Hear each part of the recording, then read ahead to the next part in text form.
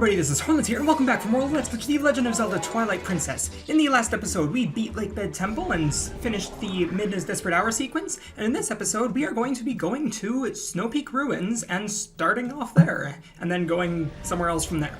But anyways, so right off the bat here, of course, we have to warp here. This is why we got the warp portal earlier. And at this point, I have to do the snowboarding sequence down, because there is no other way down the mountain yet. So, I might as well go and start this. And this sequence was always very strange to me. I don't know why they bothered putting this in, but I guess it's kind of cool nonetheless. But anyways, so yeah, now one thing to note about this is that it's actually faster to be in the air while doing this. So you'll pretty much see me throughout the entire thing, jumping and then doing one or more spin attacks to try and keep the air time as long as I can. What? Okay, I've never bonked there before. I did not know you could bonk there. Anyways, but yeah, so I'll be trying to stay in the air pretty much as possible. And now right here, I could go for it. There are, on top of these trees, there are some rupees, but I already have enough, or almost enough rupees, and going up there is just a waste of time, pretty much, for me. So I'm literally going to just be avoiding that. But instead, right here, I'm going to be taking this shortcut, because, I mean, first off, it's faster by, I want to say it's like 7 seconds faster. But then it's also got that red rupee there that I just picked up, which will get me to the amount of rupees that I want to be at. So that's pretty great.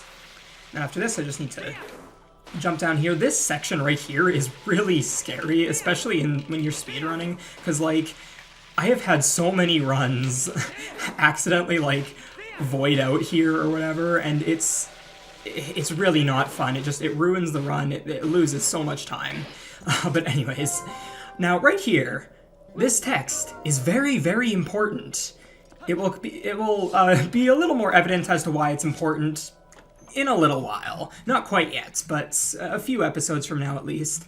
I'll bring up why I needed to review that text box, because there actually is a way to skip that text box. You can do some jump attacks around the trigger, but of course I need that text box for a very specific something. But again, I'll get into that later. Now right here, I'm going to enter this door. Now this door, to be honest, I have no idea why they put this in here. I guess it's so that you can see that there's a treasure chest right here. And there's this big void here that's, you know, we aren't supposed to be able to get past, but of course we have a boomerang, so why not? So yeah, we can just do a boomerang long jump attack right across there, and then get this treasure chest, which so happens to be a heart piece. So might as well do that, but that also had another purpose, and that is because the way you're supposed to get down here is to, these 4 tiles right here are actually breakable. You can sort of tell from the top, but if I can find it, there's a claw shot tile right here. You can claw shot through the floor because you're not supposed to be able to go there from the bottom, and so it's literally just I guess a one-way floor or something like that, so you can literally just go through the ceiling there, and then you're up onto this area, which is, we're not supposed to be able to get here for a while yet. So anyways, now that we're done that, we can come into this room. This room has a small key in it that we are going to want to get. In order to do that, I'm going to be doing a double boomerang long jump attack. So I'm targeting the wall in this sort of fashion so that when I release the boomerang, you'll notice it goes out of bounds. And then I can target again, or I can do a jump attack, and then wait for it to go out of bounds again, and then do another jump attack, and that'll get me 2 long jump attacks right over here to this chest, which has the small key in it. Now that double long jump attack is a little bit finicky. Sometimes, pretty much whenever you do those targets, the first one will always go out of bounds, but the second one, it's kind of random whether or not it goes back, or like back in bounds or back out of bounds. And so sometimes you'll just have to reset up a boomerang long jump attack after you've done the first one if you don't get the right luck. But anyways, so after that, I'm actually going to come over to this corner right here, or this like little ledge, and then you can actually target above this little ice thing that's blocking a claw shot target, and you can do a boomerang long jump attack off of that, and that can let you get over here. Alternatively, you could just void out, but I didn't feel like doing that. Plus, it loses you health, which that's not nice. But anyways, now right here, there's a new glitch. This is a bit of a weird one. Yeah, that's the glitch. So literally, I have no idea why, but there's a very specific part of the ground where if you land on that part of the ground, you just phase through the floor and go to this bottom area right here. You can either like jump off the ledge and do a jump attack like I did, or if you fail that, you can lock onto one of the freezers, not this freezer, actually it might be this freezer, but lock onto one of the freezers and like do a side hop into the floor, and you'll clip through. It's really easy to do, and it looks really stupid, and I have no idea how it works. But anyways, so now that we've done that, we can come into this room right here. And this is, we're finally outdoors in the dungeon here. And the reason that we needed the key was so that we could actually go through this door. Despite the key, like the lock being on the other side, we're still able to go through it for whatever reason. And now right here, I actually need one more key for later on in the temple. So right here, there is a dig spot with a small key chest, and so I can pick up a small key here. And right after that is done, I have another glitch that I'm going to be doing. So can you get the chest, please? There we go. So yeah, now at this point, you see that freezer there? There's a door behind him. And in behind that door is actually the dungeon item, which is the ball and chain. However, the way that you're supposed to do this is, these guys can get out of the way. You're supposed to use this little mechanism right here to get some of the cannonballs over, which I could do, except for one, actually I can't do it. There's a bit of a problem with doing that, and that is that when I bring the cannonball over, I need to use bombs to use the cannonball, and I don't have bombs, so I need some way past that freezer, because I need the ball and chain right now, or at least that's why I'm here. So anyways, basically, it is possible to clip through the freezer. I'll just wait for him to stop blowing. This will probably happen pretty quickly because I'm going to try and do it just as quickly as I possibly can. But basically, I'm going to run into, you see like where the wall is? I'm going to run in between the wall and the freezer. I'm going to side hop into the freezer, which what that will do is that will damage me, and that will give me some invincibility frames. And then once I actually regain control, I will do a B attack into the side of the freezer, and that should hopefully push me through the wall and in behind the freezer, like basically out of bounds. So that guy will get out of the way. Let me go and try this. Hopefully I can get this. Yep, so right there. So as you can see, I'm in behind the door now. And so at this point, as you can see, I'm not hitting a loading zone, and this just goes to aid what I said in the last episode, where loading zones behind doors do not exist until you press A to open the door. So what I need to do is literally open the door, but of course you can't open it from behind, so I'm going to transform into human, lock on, move backwards, and then press A to open the door, because that just works. That's just an easy way to do it. If you don't do it that way, it actually sometimes can be a little bit finicky, because the freezer will like turn and his face will phase through the door, and it can hit you from behind the door, and so it's a little bit finicky if you don't do it that way. But anyways, now that that is all done, we can come in through this way and start the mini boss fight. So yes, this is Dark Hammer. Dark Hammer is really easy. What I'm going to do off the bat is get hit, because that is totally what I meant to do. I meant to like walk around this guy a little bit, and hopefully that should make him throw his thing. It didn't make him throw his thing. I don't really know how to make him throw his thing. It kind of happens. There we go. And then at that point, we just need to do a jump spin attack combo, another one, and another spin attack, and he's dead. So yeah, with the Master Sword, that fight becomes really easy. But yeah, just in order to get him to throw his the ball and chain, normally what you would do is, like casually, you would use the claw shot on the ceiling and like go to the other side of him, but that's a little bit slower, and so what you do in a speed run is you would like roll up to him and then sort of like walk behind him, stand there for a second, and then roll back the way you came, and that would cause him to throw his ball and chain after a little bit, but I guess I messed it up because it didn't happen. But anyways, now that that's done, actually I think that's it, isn't it? Where am I in the route? Yeah, okay, I just need to save warp at this point. So at this point, I'm going to save over this file, because I don't actually need this, and I'm going to reset. And now comes a bit of a weird thing that I need to do. So basically, I'm going to be doing Back in Time Equipped again. However, I accidentally deleted one of my saves that I needed from earlier. There was a save that I made right after beating Fair and Twilight. I basically needed that save in order to quickly do Back in Time. So instead, because I don't have that save anymore, I'm actually just going to start a new game altogether and go do Back in Time with this file. So if you're having any deja vu, this is literally just the start of the run again. Or rather, this would be the start of the any % run. So basically, I'm going to, just like I did after I got the the slingshot, I'm going to come here, pick up this rock, and go straight over to the gate and do the Organ Gate clip again.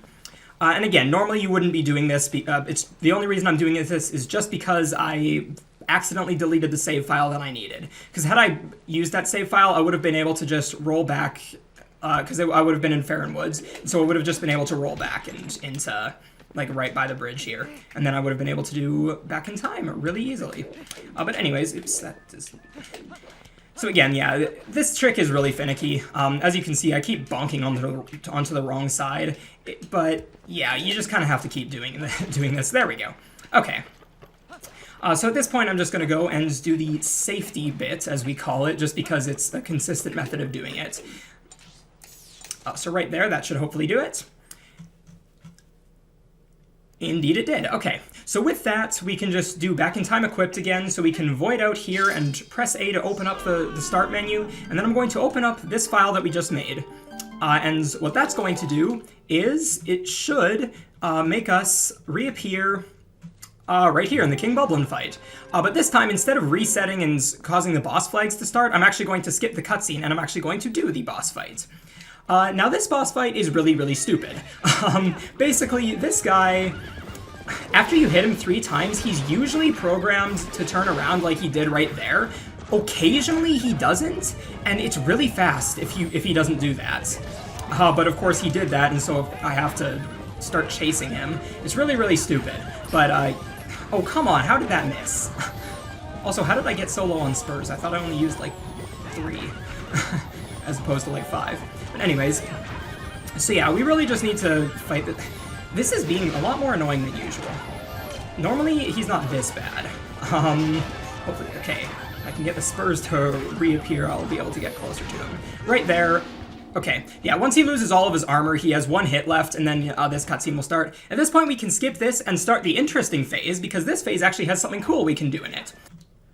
Okay, so this is the second attempt because I failed something later on in the episode and I did not have time for failing it because of reasons. I get to try this again. So right here, this second phase actually has something interesting. What I'm going to do is I'm going to start by riding forward, and then right when I hit this line, I'm actually going to turn around. And the reason for this is because this guy's coming right at me.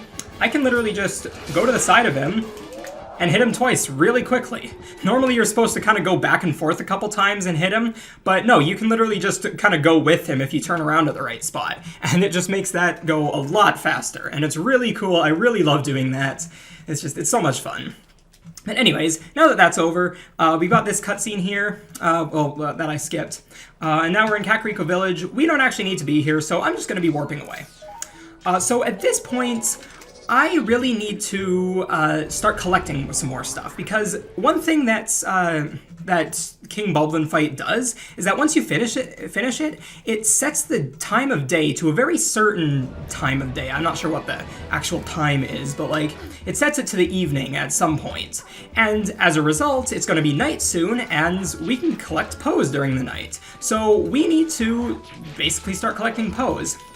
And so we're going to be doing that on our way to the next dungeon, but I need to be a little bit careful because if I fail pretty much anything, it's not going to be nice. I'm not going to have time to get all of the Poes that I need to get.